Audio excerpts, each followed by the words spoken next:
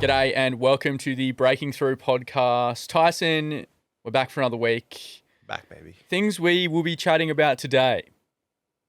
Lily Allen has announced last week. Yep. We have some question marks Okay. over that tour. Laneway starts this week. Things that we maybe weren't prepared for have, maybe they haven't happened. We'll touch on that as well. And the Grammys came up. And I think we all could have guessed who was going to win Best New Artist, but we'll get into that later. To start, though, I've got my first rant of 2026. Uh-oh. I thought I would let the first couple of episodes simmer, Yeah. but I'm so sick to death of people, especially in industry, telling punters to support events and festivals no matter what. I am sick and tired of reading my comment sections or other comment sections of people criticizing constructively about what they're getting and saying, we've got to support this. If we don't support, we're going to have nothing, blah, blah. I hate when this comes up because they're not the ones using their annual leave. Punters are. They're not the ones flying in, paying accommodation. Punters are. Also, tickets on top of that, food and drinks on top of that. If people don't feel like they're getting value for money, they shouldn't have to buy tickets and they shouldn't be criticized for not buying tickets. I'm so sick and tired of people saying where they should spend their money. Let them decide. If they don't want to do it, that's fine. And if we say to industry that people are going to support your lineups no matter what, I don't think people try as much. I don't think they'd go, is this lineup going to be what we need it to be for it to sell out? I don't want festivals to get complacent. So I think if you ever criticize people for not buying tickets, hard look at yourself, I think, is needed. Yeah. Well, as a promoter, I don't know. That's kind of... I have two ways to think about that. A, I want people to come out to shows and buy tickets to my events because that's what keeps our business moving, you know? On the other hand, I do think you're right. I think there's a bit of guilt from the industry that they try and lay on 100%. punters sometimes. Yeah. And it's never the way to go. It's just like people like what they like and they're going to be honest with you if they don't like it. And you have to, especially in this industry, you have to be ready to take some criticism on your lineups, on anything you try and do, really. It's all very judgmental based, you know? And one of the main reasons we started this podcast was to not be positive about everything. And there's so many people in media and industry that have been over positive about lineups that have cancelled a month later for not selling enough tickets. And I know for a fact, some people have said this lineup isn't good and then gone and said it's amazing. If you tell punters that every lineup is amazing, they're not going to believe you when it's objectively not amazing. And when you actually do think a lineup's really good, you've said the same thing about every other lineup, so people aren't going to care. Yeah. You've got to be constructive about what you do like and about what you don't like. Especially the last couple months, I've just gone, that's not good. There's going to be issues with that, and you've completely avoided it. Early on in my podcasting TikTok career, I was one of those people that said that everything's amazing, everything's that. When the Splendor lineup came out, I didn't say anything negative about it, but I knew that wasn't a good lineup. Yeah, I think everyone knew. Everyone knew, but all the media said it was amazing, that Kylie was going to save Splendor, and it just didn't happen. And I didn't say anything constructive about that lineup until after it was cancelled because I didn't want to influence people's decisions. Did you have any time? It got cancelled I remember it being cancelled 5 days after tickets went on sale or something like. It was a very quick. Yeah, it was the second week. So Yeah. I did a couple podcasts in that time going is this good? Is this bad? And I felt bad after because I didn't say what I wanted to say, where I think I wouldn't hold that back now. I would just go I don't know if Kylie was a good pick for that festival. It didn't flow well. But, I love Splendor to death, so I didn't want to, I didn't want it to fall over, but it did. But I wouldn't do that now. I would say, I'd say my truth and say what I didn't like about it, and that's what I think a lot of media has to do. But I guess they don't want to piss off their friends. They don't want to piss off this person. They don't want to piss off that person. And It has ramifications in the industry, man. Talking shit never ages well, but you talk shit about someone's brand, they'll hold that grudge. It's a very but vindictive industry. there's got to be a good way to constructively say what you think about a festival or an event.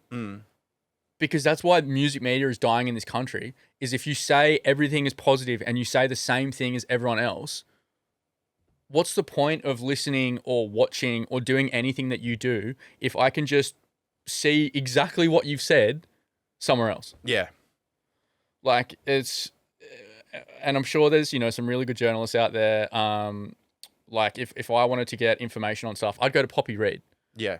She's an amazing music journal that explain stuff really well. But a lot of the other, establishments, they love their free invites and free festival tickets enough to I love that too, start though. talking some guff, I love that too, but it's just like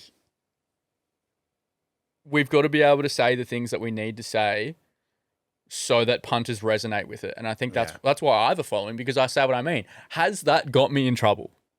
Yeah. Yeah. There has been times where I've said things and people have brought that up 6 months later. So yes, to your point of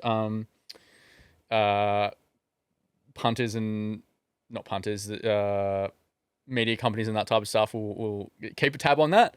Yes, they will. Yeah. Just to cap off that, I do feel like we're in a bit of a shift in the events world where people are stepping up their game, and I haven't seen it in a while. But like, in what way? In terms of like, I've seen a lot of DJ nights get really interactive with like their visuals. I've seen, just more effort going into stage design lately. And I think it's a generational thing as well. I think the older people, the promoters that are getting a bit older are getting a bit lazier, want to pocket a bit more money from their events. Whereas, younger promoters want to put money into the events for the experience and really grabbing a hold of that punter, like having them in the pocket. So it's an interesting time, and I think it's only going to get more interesting in the next year or so. How much do you care about, like, that comes back to a lot of festivals push the festival experience, and it's more than just the lineup now. I don't give a shit about the experience. I care about the lineup. Yeah. The lineup is the most important thing to me. I don't care if you've got all the other stage stuff going on. I don't care if you've got some... interactive experiences in the festival. If your lineup doesn't meet the expectation, I don't care about all that other stuff. All that other stuff is just add-ons. So I think a lot of people are going, we can't get the lineups that we need to. Maybe we can push the other experiences that we have to kind of balance it out. Yeah.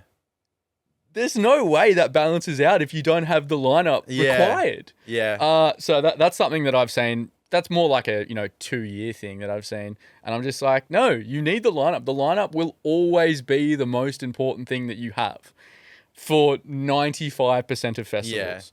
But yeah, that thing, lineup, super important. So stage design, that is a cool addition. But I'm not going to a Dom Dollar set and going, his stage looks sick. But especially Dom Dollar, if he was just DJing with no lights or visuals and anything, it'd be a different experience. You're kind of getting a more baseline kind of thing. Whereas with that full production, that's what makes his show so big and why he's selling out, massive venues. Yeah, I guess it, like, that would also come down to how the set was, though. Like, if it was... I feel like if you've got all that stage design stuff, it makes a okay set good. Yeah. But a great set's still a great set. Exactly. Moving on. We had the Triple J Top 200 over the weekend.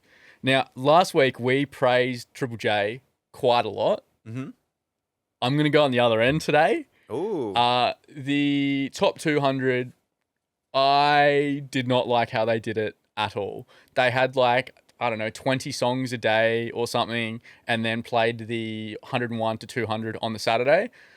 By the Saturday, I did not care. Yeah. I just thought that was the wrong way to go about it. And I'm all about lengthening, your most important things. But yeah, I just thought that was the wrong way to go about it. How do you think the best way is to do the Triple J Top 200? Oh, I've got interesting. thoughts. I'd do it the next day, to be honest with you. If we're doing the hottest 100 on a Saturday, do the 200 on the Sunday. You've got the hype still there. I'm the other way. I'm doing it on the Friday. They did it a couple years ago, I believe, and it's just the perfect way to build up the top 100. The top 100 is the best day Triple J has. Nothing compares to it. Yeah. You should build that up as much as you can. Doing the 200 to 101, I think it also gets rid of the false hope for Aussie acts that think they could get into that 100. If they know they're in the 200, their song's there, I feel like it's not as much as a nervous day for the top 100. Yeah. I just think it's such a good way to build it up. I don't know, man. I like getting the 100 first and then going, I wonder where this song that like I voted for got like it was the 200 is so much cooler than the 100 as well when you talk about like the kind of acts that are on there. Yeah. Obviously we got Turnstile in the 200. We got Geese in the 200. Kneecap. Like there's all these really cool acts that are just kind of like mixed in. And then you got stuff like Flume in there as well, who actually we didn't talk about. Surprised Flume didn't make the lineup. This must have been his first release where he got nothing in. So it was good to see him get in there. Yeah, I was just, we had a look at the list before recording today and super impressed with everyone's votes in those 200s. And it's always been like that. Yeah, it was like Morat got in there, closer to the 101. Some of my songs got in there. Alexia, I thought she might get into that 90 slot, but she got into that top 200. So and as we said last week, there's a lot of Aussie upcoming acts that they're getting there. Yeah, give them another year, give them another 2 years, they'll get into that top 100. It was good to see that. Some other Aussie acts that didn't get in though, that not even in the top 200, I was surprised at. I thought Midriff could sneak into that top 200 slot. I think they're one of the best upcoming bands, but top 200, I was a bit frustrated with how they did it. I hope they don't do it like that next year. Yeah, I'd tune into the whole thing if it was fresh. I don't want to rehear 80 songs that you've already played through the week. Literally, like I already know this. Yeah. I would hear it and then go, oh, I'll just come back to when they're on 20. I've heard this all week. Man, Triple J, I still think you did a really good job. Just can we change how the 200's done? Tours that got announced this week. Man, I think I've got to mention someone else, like one of my other theories to come up. And they'll probably announce a tour next week because Lily Allen has announced an Australian tour. The first thing I saw on this, also Frontier did a hint on it. Really good. I enjoyed that. Over the tennis. Yep. Yeah. I thought it was an Australian Open hint at first. I was like, whoa, this timing's crazy. But Lily Allen doing an arena tour. It's big. I'm worried. I'm a bit worried too. I don't think she can fill those venues. I also agree, but I hope we're wrong because the last time she was here, I think was 2019, and she did like the TIV, Enmore, I believe, Metro City in Perth, Party in the Paddock. So she was more a theatre sort of like venue. Yeah, artist, I thought River Stage equivalent. To go straight to arenas, I think, is a bold move. But I hope she sells that out. And the price point as well. A lot of the comments I got on mine was that it was, a bit expensive. Well, she is in an interesting position where she's a legacy act. Obviously, she's got all these hits underneath her belt. And she's just put out a really big album. Maybe her biggest album to date. Oh, I think as like a... I don't know. This has got a lot of hype around it, this one. Maybe I'm wrong. I don't know how much hype it would have in Australia, though, to just go... But, like, these people that are creating these tours wouldn't just go... Let's just chuck in arenas. Like, they would have information to back it up. Yeah. I hope they're right. I hope it sells out. If they add extra shows, that would be great. But I can't see her adding extra shows. No, I can't see her adding extra shows. But on that, does a show have to sell out to be a success? Can she do an arena, not fill the seats, but it still be massive for her. It would depend on what their expectations would be. Because, like, there's artists that have been here in the past that their first couple shows haven't sold out, but they would only come to Australia for a certain amount of shows. Like, who recently? Usher. Yeah. Like, how many shows he wanted to do, and he would have only had a minimum amount of shows. But the shows that sold decently would have been okay for another artist. So I don't know. It's a fine line. I guess it's from artist to artist. Like, and if she wants to do arenas, she wants to do arenas. And if she's going to Perth, that's cool. I hope that fills out. Yeah. But I'm nervous and I'm worried, but I hope I'm wrong. I imagine the decision was made from demand, maybe from a UK tour. Yeah, I think it was probably data-based. The reason to go into arenas and skip over River Stage was like, hey, the demand's so big here, it will match that in Australia. I just thought you'd go, do a River Stage, and then if you need that extra show, just add that extra show, man. Yeah. Like, I thought that's the way it would have worked. I was like, wow, arenas, literally my first thought. But hopefully I'm wrong on this. Happy to be wrong. Another rumor that it's not even a rumor. It's just one person made a video, and then I'm getting multiple messages and comments going, hey, have you seen the rumors Harry Styles is playing Spilt Milk? Guys, I thought we learnt this last year with Lady Gaga, with everyone saying Lady Gaga was going to play Spilt Milk. No, Harry Styles is not going to play Spilt Milk. One, they would not let their headliners announce shows so far before. Remember Kendrick headlined Spilt Milk and then announced side shows after.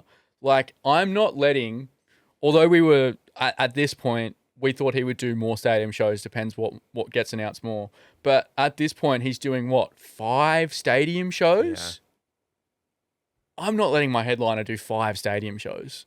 So, there's a gap, but it's not even a gap that, is enough for Spilt Milk. Well, it's also that, like, how many of his fans that have probably already got tickets are then going to buy a ticket to Spilt Milk? Yeah. It just doesn't make sense, and it's very dumb. Yeah, and I think Spilt Milk would see, an artist would see, how Kendrick shows went last year. Those second shows didn't sell well. They had to drastically release the prices. So I don't see a headliner doing that anytime soon. So there's no way Harry Styles is headlining Spilt Milk. Yeah. Guys, we've got to stop just throwing stuff into the wind and do some research and, craft more believable rumors. And I saw a few more videos on this, and they're like, they saw that the dates, if this Spilt Milk dates were the same last year as they were next year, well, this year coming, it was like, the dates don't quite match up, but Spilt Milk could work around it. No, they couldn't. They literally couldn't. Yeah. Like, if there's stadium shows on the weekend, no, you can't do that. Yeah. Yeah, it's just not happening. I'll shave my head if it's wrong. It's sick.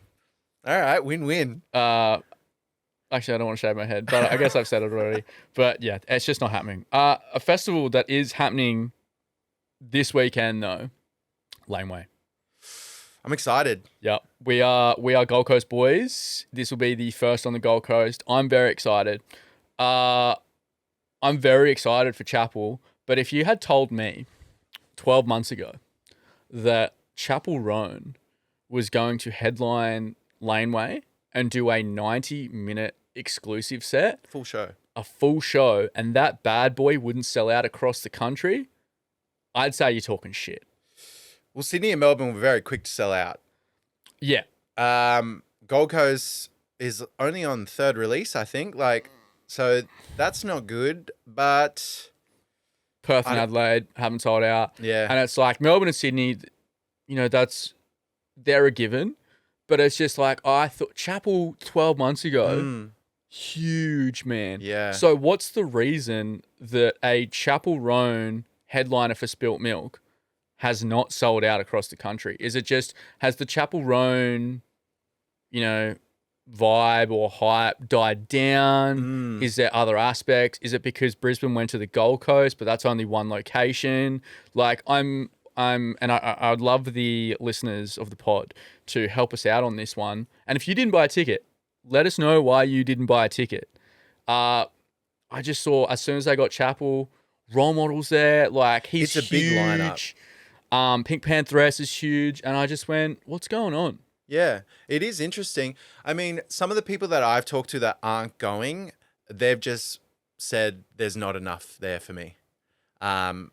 You have to be very switched on with music to go to Laneway. You need to know what's current, what's happening.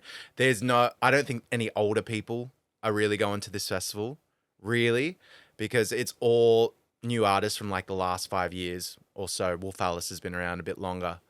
But yeah, the chaperone thing is very strange because she was such a like big phenomenon that you think that they sell it out. And I really can't explain it. I think the lineup's amazing. So It's a very chill lineup, and I'm thinking maybe because Australia is such a dance dominated space at the moment, that could be a reason. But I just went, I think how Laneway, if you look at the cities, this is why shows don't go everywhere. Yeah. Melbourne and Sydney consistently show out for festivals and tours. Everyone else doesn't. Brisbane is an issue. I've talked to big promoters before that always say Brisbane doesn't really sell tickets. And it's like, if we want to get these shows and festivals out to these major cities, out to different places other than Melbourne and Sydney, we need to show up. Yeah, big time. And like, if you don't show up and then you go, oh yeah, this is probably why, but you can't not show up and then complain. Yeah. You know what I like about Laneway, though, which they've introduced, and it's an international thing that they usually do with festivals? They gave Chapel a full set, a 90-minute set. They never do that at festivals. It's always a condensed 60-minute sort of thing. I'd love to see other festivals copy this and start giving their artists full sets at the festival, because I'd gladly go to a festival that's a bit condensed in size, but everyone gets to play full 90-minute sets. Or like for the smaller acts, 45 minutes to an hour. I think 20 to 30 minutes for like the first half of the day for bands is just a bit like, what's the point? Why do you want to overload your lineups with 20 to 30 minute sets? And I think a lot of the problems that arise with people doing festival sets is people going, I don't get a full set from Chapel Roan. Yeah. That's such a selling point to go, you're getting the full Chapel Roan experience if you come to Laneway. So yeah, I'm more of a fan of condensing the lineup to giving, more sets of time to breathe. Yeah. But man, those opening sets or closer to those opening sets, they're some of the best sets of the days. Like those up and coming acts, like especially I remember going to Groovin back in the day, and Ocean Alley was like a midday set.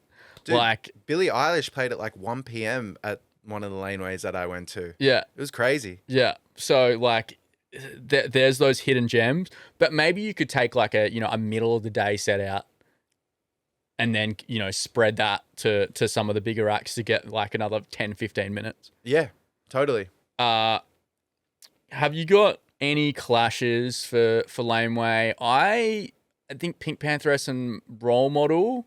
That's a bad one. That's kind of the only one I have. I know there was a lot. People were like, I have this clashing, I have this clashing, I have this clashing. But festivals also, like, running around to festival sets, that's part of the festival experience. Yeah.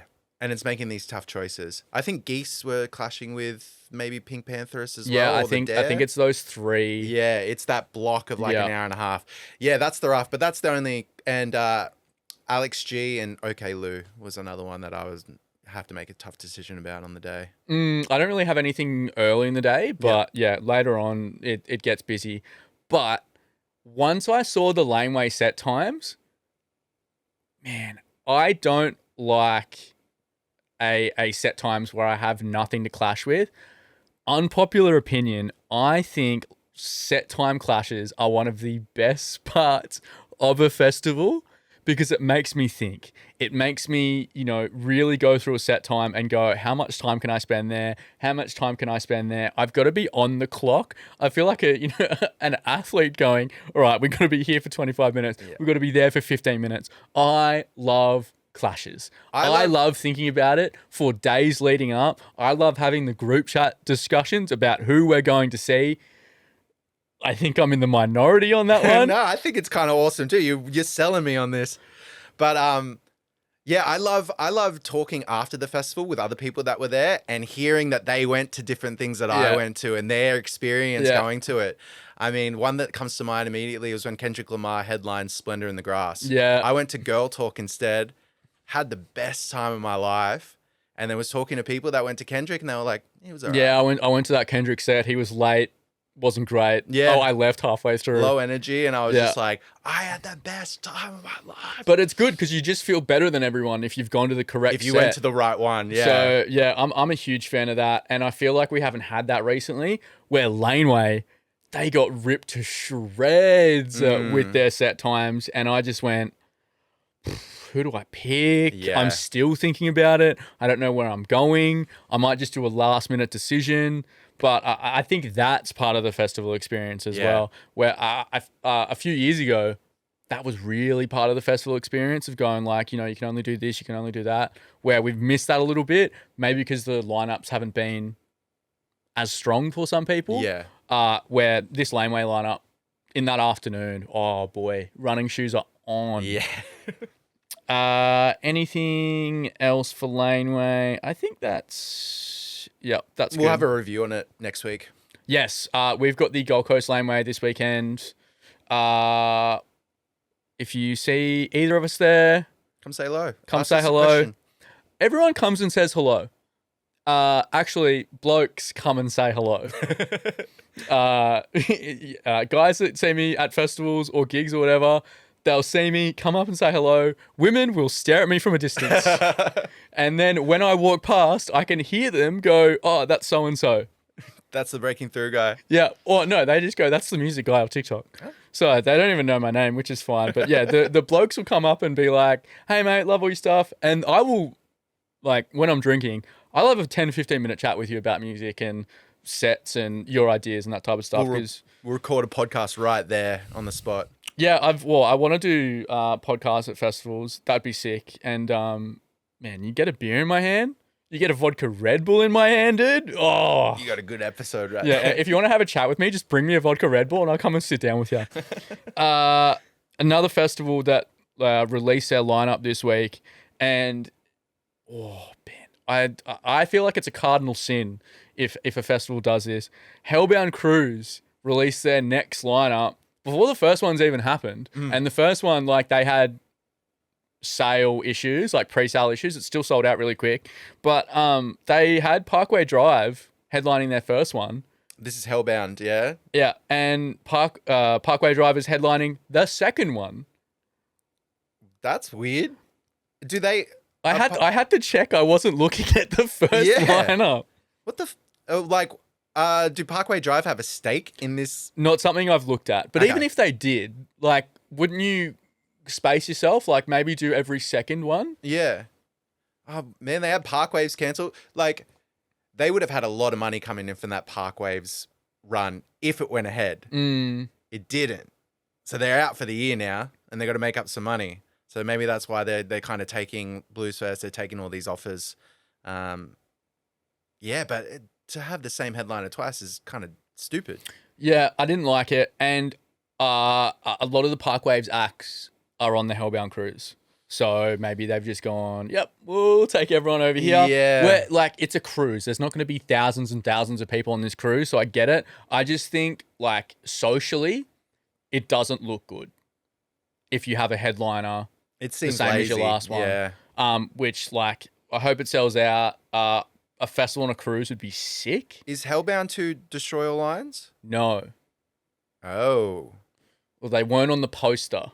Right. Okay. So we're changing promoter, perhaps? Maybe, yeah. Maybe there's some bad blood there now that Parkwaves got cancelled. Theorizing here, I'm spitballing, but... Yeah, trust me, bro. Trust me, bro.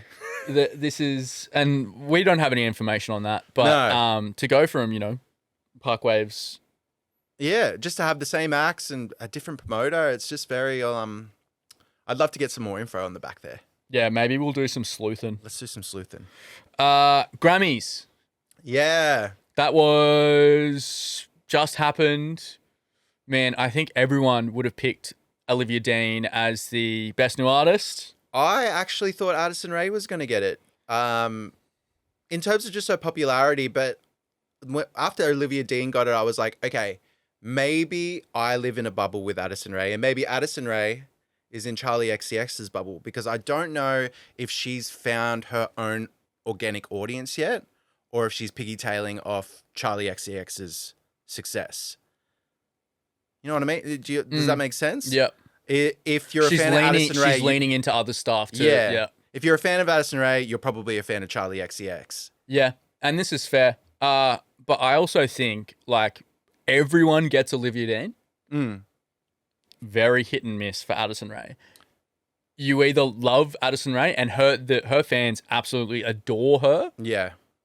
And then people just don't get it. Where with Olivia Dean, especially, you know, if you're a young person, you go, oh yeah, I like Olivia Dean. Oh yeah.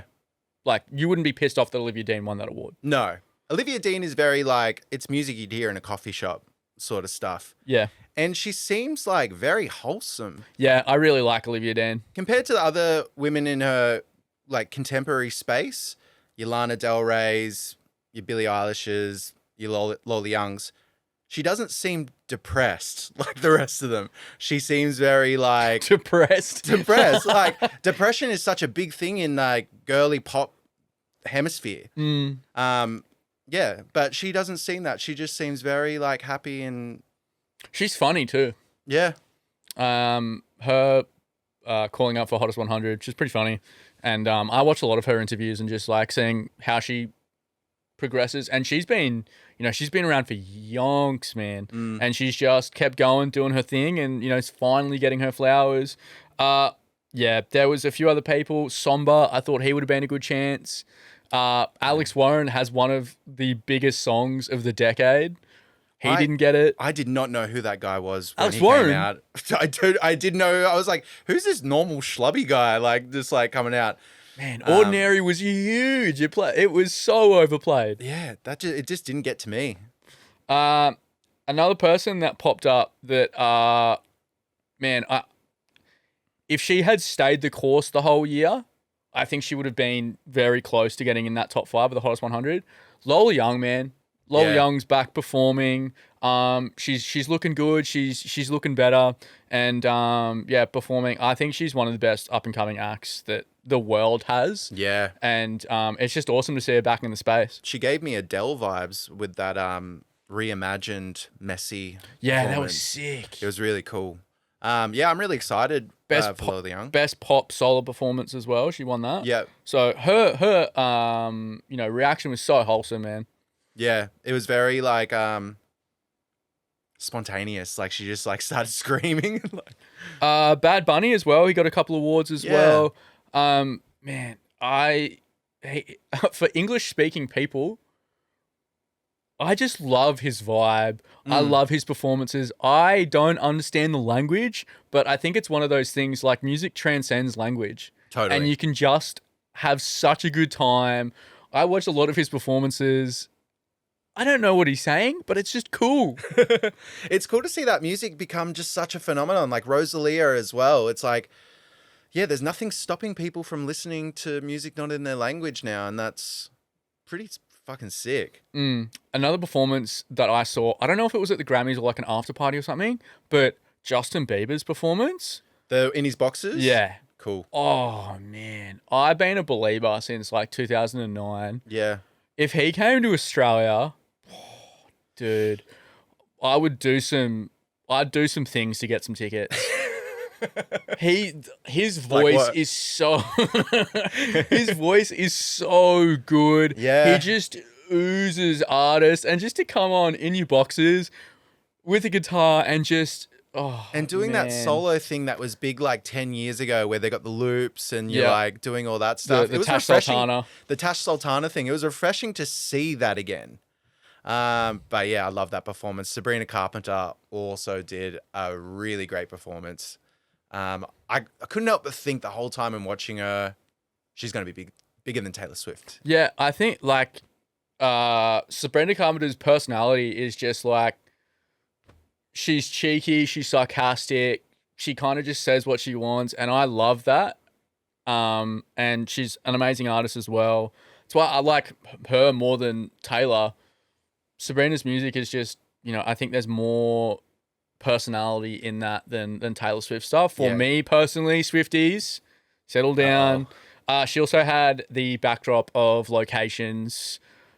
It was just an airport style thing. I did a video on this. I'm not reading into any of those locations. It had Melbourne up there once. If you come into Australia, you're doing more than just Melbourne.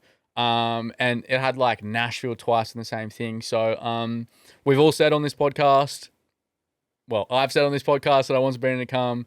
Any hints or anything I will look out for. I don't think that is one.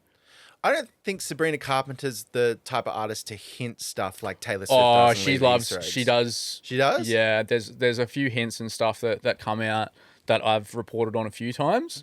But I guess they haven't really led to anything yet. But I feel like on the back end, things have maybe changed of when she was coming, when she's not, blah, blah, blah. So many whispers around her all the time, which sucks. A performance I didn't like at the Grammys was Cat's Eye. Oh, yeah. Dude, that was dog shit. It was literally dog shit. I was so confused. It wasn't good, man. It was not good at all. And they had them in that sort of like where they had all the new artists perform like in a medley sort of like thing. Yeah. It was very like 12-year-old lyrics. Like just with your friends going. Didn't show off the vocals, man. Yeah. That was like, and if you're gonna have them dancing and all that type of stuff, give them the hands-free mics. Yeah. Like let them do their thing and then show the vocals a bit. It just wasn't a good performance from them. And they're huge and they've copped some stuff recently on their songs, but it was just like not a good showing, especially for if you're a new artist on the scene. But I'll give them their grace. I'll go, I would go and see them just to see how it is. But yeah, I saw that and I was like, that was probably the worst performance of the Grammys, especially with other performances there that were top tier. Yeah. To show that was just like, maybe a different song. I saw, Cat's Eyes fans in the comments going, this wasn't the song to do. Yeah. Can't say I'm a big Cat's Eye fan, so I can't agree or disagree. But yeah, maybe a different song on that one. What do we got next? Oh, this one's you, big boy. You put this one to the group. Yeah, so I want to talk about Kanye because his name's back in the conversation now. He issued an apology a week ago to the Jewish community for some of the outbursts that he's had. He's obviously, brought up his bipolar disorder. He's brought up the problems that he's faced. He obviously had a big crash out in public that everyone saw. He put out music. I mean, the Nazi song was bad. The Cousins song was bad. Yeah. But it does bring up the question of who do we let get a redemption arc in the entertainment industry? And should Kanye be someone that we give a redemption arc to? Because I feel like there are some things that are unforgivable that people do that they should be cancelled for. But there's also mental illness, and we have to, as a society, allow some people to get their redemption arc and to find a way back. Because if we cut people off entirely and we say, no, you're never coming back for these things, then it doesn't give anyone the need to improve themselves. It means that these celebrities and stuff can go on being a piece of shit forever, where I don't know. I do kind of, and Kanye's all over the place sometimes, like, obviously, but I don't know. This time I feel like he's making the right steps and it's a move in the right direction. And we do have to, because we talk about, as a society, mental illness all the time. And I feel like when we're faced with someone from mental illness, it's a bit of a chastising thing where it's not a listening thing? What do you think? I have this question all the time. I've done it. I've talked about it on a few lives and in person to a lot of people, because the question I come across is like, where is the line? Being cancelled, it's not a like legality thing. Yeah. It's all social. So society decides when and if you can come back. So, and as a society, I don't think we've decided what the line is. Yeah. So it's like, for an artist, is it are they allowed to come back if they take accountability, if they've shown evidence of them taking accountability and changing behavior, or is there just things that you say that you just can't come back from? Yeah. Where for some people there is, for others there are smaller things that are just cancelable and you can't come back. Yeah. So I don't know where that line is, and I come across it all the time because I get in trouble for covering tours for people that have been cancelled in the past and have come back, or are still cancelled for some people. But then I have the line as well, there are some people that I just won't report on. But does that make me a bad person for reporting on some tours and then not others? So it's like, does it depend on, as a society, where we are in the music realm, in society, in what's currently going on? I don't know. I genuinely don't know. And like, maybe in the 80s and 90s, you could come back, you could come back from huge things. Yeah. And then society would just go on. But in 2026, I don't know how much we can come back from. Yeah. But is it like a you fuck up once and you're gone? For some people it is. So I genuinely don't know. And it's like there's other acts and bands and that type of stuff that are dealing with that. Well, yeah. The question is, can flawed people improve themselves? Yeah. That's the big question. And like, look, I don't think you don't have to defend Kanye to believe that he's a redeemable guy. Yeah, I mean, it depends who you ask. Like, if you ask a hardcore Ye fan, like, their line is going to be a lot different to someone that despises Ye or doesn't care about Ye. Yeah. If you have someone that is impartial, then if enough people go, yep, that's fine, like, he's made a change. I'm definitely on the side of people can change, and if people show that they've changed, like, I believe in second chances. Yeah. I don't believe in 15th chances, 16th chances, that type of stuff. But like, I don't know. It's tough. Question, if Kanye comes to Australia, are you going? No. Ooh. But I'm not a Kanye fan. Okay. But like, first of all, he'd have to be able to get into the country. So like right now, he can't do that. So that actually brings up a good point that I've had. He's not the only artist that people have questions about. I get asked about Chris Brown all the time. That's not someone I'd report on. Yeah.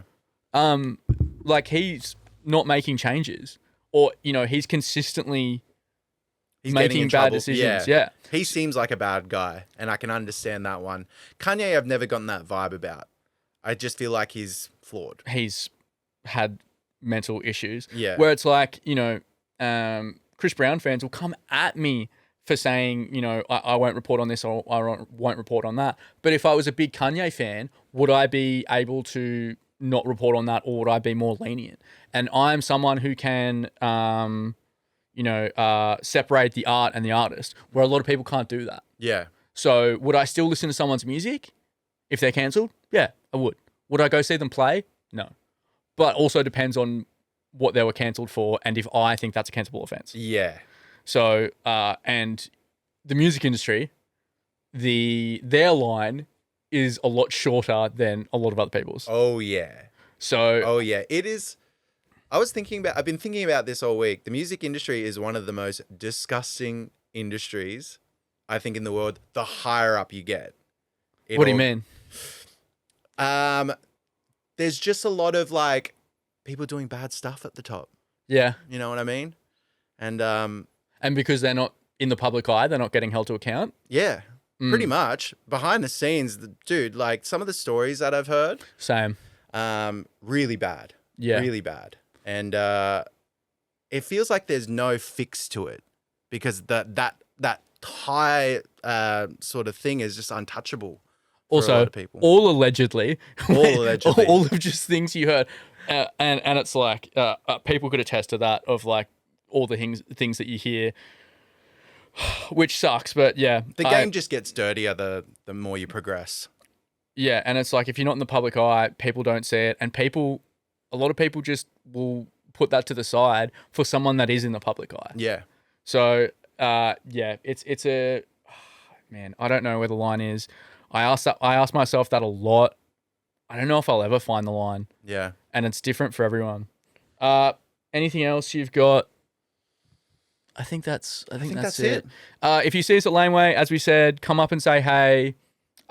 You might even get a question in the podcast. Yeah. I think we're doing Q&As over the next little bit. So yes, if you've please got send your questions through. If you're in a band, if you're a punter, and you want to know someone that's going to want us to investigate a tour that might be happening. Yes. Please send them through. Yes, I get those questions a lot anyway. Do you know if this is coming? For some things, I genuinely don't know and can't know, and then other things I can't say. Yeah. So I tell you as much as I can without getting in trouble. We need a signal for that stuff. Yeah, maybe not on the podcast because then people will fucking see it and go, you got to tune in to see if we're doing this. Yeah, but Laneway review next week, and hopefully Chapel set is amazing. Hell yeah. Bye, everyone.